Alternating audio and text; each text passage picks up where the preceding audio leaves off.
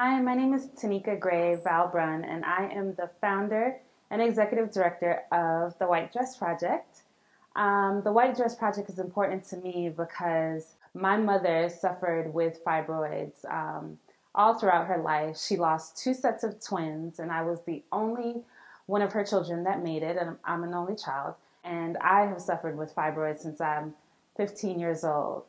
So for me, I wanted to start a movement that empowered all the women who suffer with this epidemic. It's something that's so silent, and we don't talk about it in our community, and it affects 3 in every 5 Black women and 80% of women by the time they're 50. So I just felt like it was important to get a movement started. So I came up with the name, the White Dress Project, because so many times when you have fibroids, you're not able to wear white because of your menstrual cycle, or you're not able to wear white because of your belly protruding. So I just wanted to add a fashion angle to a challenging problem that so many women face. So I hope you'll join me on this movement. Get your white dress on and pose. The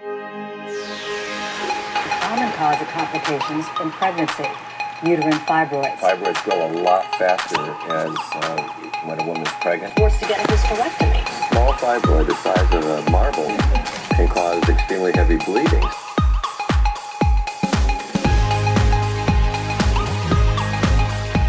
Hi, my name is Alicia Johnson, and I support the White Dress Project. My name is Kim Poma, and the White Dress Project is important to me as a woman. Davita Selby, and the White Dress Project is extremely important to me because I have a lot of very good friends and family who cannot wear white. I had fibroids for 14 years before I ever considered that what they could be doing to my body. I know that it's something that primarily affects African American women, and I'd like to be a part of finding out the cure for that.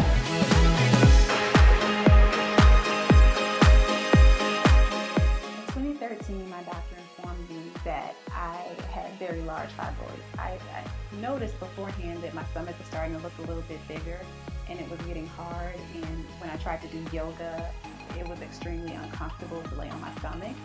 So my doctor decided to do an ultrasound, and it revealed that I had an extremely large fibroid.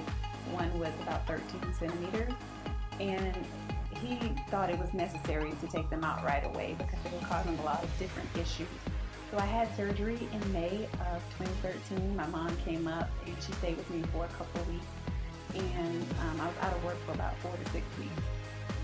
Less than a year later, my doctor told me that more fibroids had developed, and they're pretty substantial in size, the largest being 6 centimeters. He also said if I ever want to have kids, that I'll likely have to have a second surgery before planning my family. So it was pretty disheartening because I didn't know, and this is probably something new to me, that I didn't know fibroids could cause such issues with a woman's fertility. So that was surprising and a little bit disheartening. So right now I'm looking into holistic ways to try to shrink them on my own rather than go through another surgery. But if I have to, I certainly will. But I hope through the White Dress Project that some type of research or something can be done so that other women won't have to go through the same thing. Probably around September 2013, I was noticing some stomach issues, some swelling, and actually went to see my medical doctor, and the first response that he had was he thought I was pregnant. Even though my husband and I knew that was not the case, we definitely still went through the process of ultrasound and so forth, and he basically told me I had severe gas and went home.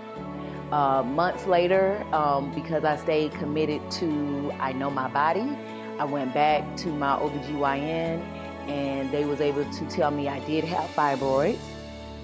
That process probably started at the end of January, which would be January 2014. So to paint the picture, from September to January, I was on and off having stomach issues, swelling, bloating, gas, ankle swelling, no symptoms from my menstrual cycle or anything like that. And so it was a relief to hear them finally diagnose and say something was wrong, because I knew I wasn't crazy.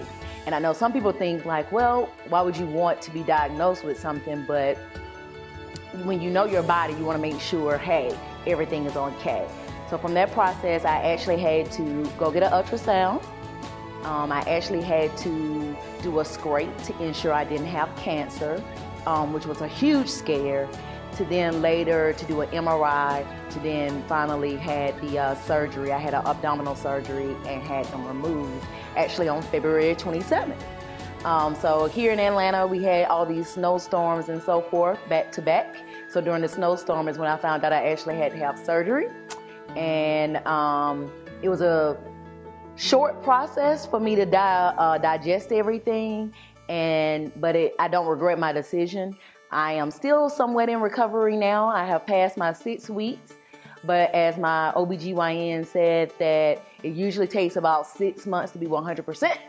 And so I'm in that recovery mode and I'm feeling great and happy to share my story, and I hope it helped others. So for me, I think fibroids started at a very early age, probably around the age of 15. I've always had really heavy menstrual cycles and extreme abdominal pain during my cycles. So for me, I could never wear white because I never knew what would happen. So, throughout my college years and throughout my adulthood, I've really always just learned to deal with my fibroids and my menstrual cycle and my bloating belly all the time. So finally, a couple of years ago, my husband and I started talking about having children. And I went to a doctor who will remain nameless. And he basically told me that I needed to start looking for a surrogate. That being a mother, probably the natural way, was not in the cards for me. And if we wanted to have children, that surrogacy was the only route. A couple months after that, I was devastated by that. And a couple months after, I found a great doctor, Dr. Camille Davis-Williams, and she told me that we were going to work and pray and have this surgery and make sure that I was able to have children. So fast forward to July of 2013, I took some birth control, and in order for me to have the surgery, the plan was that I would take this birth control and then hopefully the fibroids would shrink. So I took the birth control and it exacerbated the problem and made the fibroids degenerate. And needless to say, I had to have emergency surgery the next day. And for me, it was very painful, very frightening. And I felt like my hopes of having children would be over. Dr. Davis-Williams removed 27 fibroids from my body, and I went through about 9 weeks of recovery. So I'm here now on my fertility journey, and hopefully I'll have a little baby soon. So, but to summarize it, it was 10 years, as I said, and 6 major surgeries. 3 of them were fibroid surgeries, and 2 additional ones in that 6 were fibroids complications and that were due to adhesions from blockages that came from the fibroid surgeries. The fibroids then resulted in me having infertility issues, which required that I actually do IVF to pursue becoming a mother. That was not enough though. Once I did do IVF, and I actually had more than 100 days in the hospital combined because of the recovery time on the surgeries that I had.